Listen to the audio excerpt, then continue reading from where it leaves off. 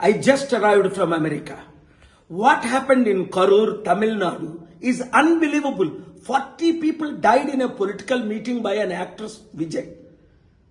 He's supposed to come at 12. He came at 7. He's responsible. His organizers have taken permission for 10,000 people. More than 1 lakh came. Organizers are responsible.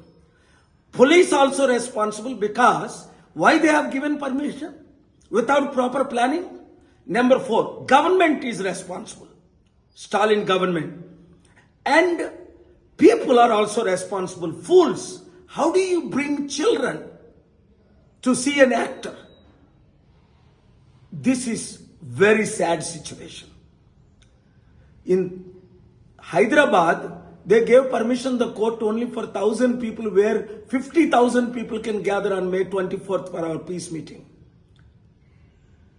I pray for these families and victims and extend my condolences. ఈ రోజు కరూర్ తమిళనాడులో జరిగిన సంఘటన చాలా విచారం. అసలు విజయ్ అనే actor meeting పెట్టాడట. 40 మంది చనిపోయారు, ఇంకా అనేక మంది చనిపోతున్నారు.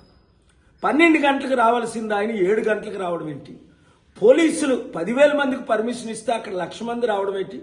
బందోబస్తు ఎందుకు చేయలేకపోయారు? ఆర్గనైజ్ చేయనప్పుడు పర్మిషన్ ఇవ్వకూడదు కదా? స్టాలిన్ గవర్నమెంట్ దీనికి ఎలా పర్మిషన్స్ ఇస్తుంది?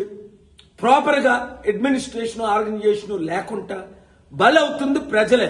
కుటుంబాలు కూడా మూర్ఖులే. తల్లిదండ్రుల మీద కూడా కేసు పెట్టాలి. చిన్నపిల్లల్ని తీసుకొని పొలిటికల్ మీటింగ్లకు వెళ్ళడం ఏంటి? శాసనసభలకు వెళ్ళినట్టు. నేను చెన్నైలో అనేక మీటింగ్లు పెట్టాను. తమిళనాడులో ప్రపంచంలో 2,200 మీటింగ్లు. 5 లక్షల నుంచి 70 లక్షల వచ్చారు, కానీ ఎప్పుడైనా ఒక్కరైనా చనిపోయారా? చాలా విచారం. ఈ కుటుంబాల కొరకు ప్రార్థించండి. పేరెంట్స్ మీరు కూడా జాగ్రత్తగా ఉండండి. ఇలాంటి మన ఆంధ్రాలో, తెలంగాణలో, దేశమంతా జరుగుతున్న గవర్నమెంట్ పట్టించుకోవటం లేదు. పొలిటిసైజ్ చేస్తున్నారు. వీళ్ళకి కావాల్సిందంతా పొలిటికల్ బెనిఫిట్. ప్రజల కొరకు ఏమీ చేయట్లేదు, వారిని కాపాడట్లేదు. చట్ట విరుద్ధమైన పనులు చేస్తున్న వాళ్ళ మీద మనం చర్యలు తీసుకుందాం, కేసులు వేద్దాం, న్యాయం చేద్దాం. Thank you very much. ఆ కుటుంబాల కొరకు ప్రార్థించండి.